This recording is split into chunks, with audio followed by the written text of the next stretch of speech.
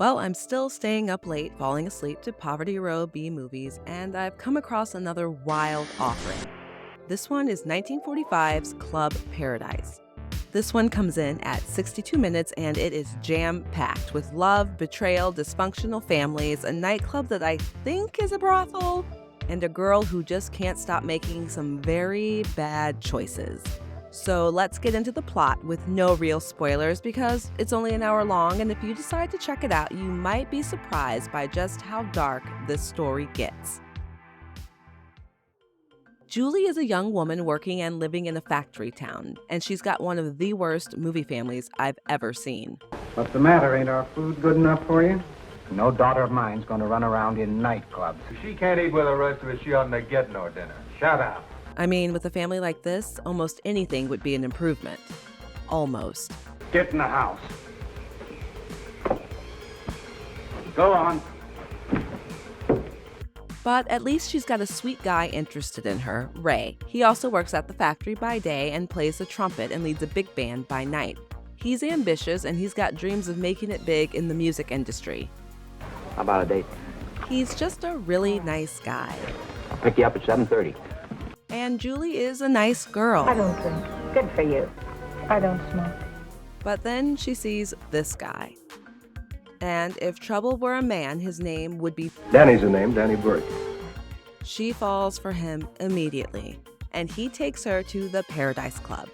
The Paradise Club has drinking, dancing, a floor show, pretty girls that live in apartments above the club and who entertain gentlemen for money. Guys, I think this is definitely a brothel. Danny knows all the girls at the Paradise Club. Of course he does. Julie, this is May. This is Irene. Yeah, all the kids here are pretty nice. And they try to warn Julie off. Maybe I am bad company.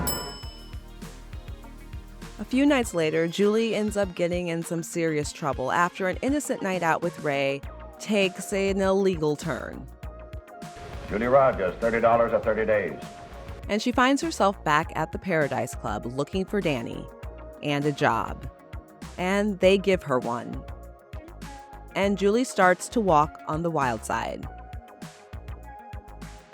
Danny only shows up when he needs money because he's a heel, a freeloader, and a womanizer. What did you do with the money they gave you? It just went. And finally, he pushes Julie one step too far. Julie is played by Doris Merrick. Early on, she's sweet and romantic, but that's balanced by the working class world she lives in, a factory town with very few prospects. Maybe we ought to go to business school, huh? Do you know any that are free? She really remains optimistic and romantic until it's just no longer possible for her to do so.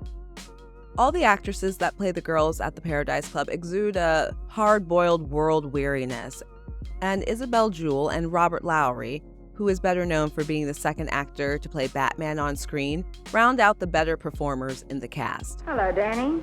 What's new that's nasty? And Robert Lowery's Danny is super shady. But how'd you get into this mess? When they gave me the money, I thought I could pay it back. He does have some tender moments with Julie, but in the end, he's really just a user, and he uses her up. The working titles of this film were The Purple Hour, Main Street Girl, and Party Girl, but it was finally released with the title The Sensation Hunters. The film's publicity went all in on this sensation, stating, "Vivid expose of the nighthawks who prey on reckless girls in the late-night spots where broken hearts are a dime a dozen."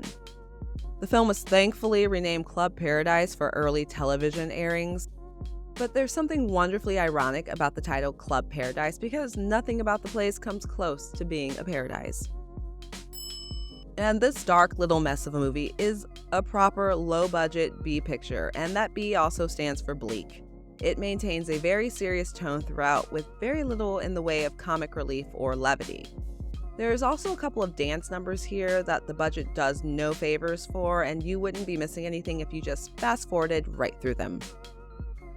If you watch a lot of these low-budget films, the cheapness, borderline bad acting, and rushed feel of Club Paradise will be no surprise to you. But if these films are new to you, be forewarned, this one is on the lower end of low budget. And while it might not be for everyone, those who enjoy the world of Poverty Row B movies will find a lot to appreciate in Club Paradise's raw and seedy world where broken hearts are a dime a dozen. There are 8 million stories in the cinema cities. This has been one.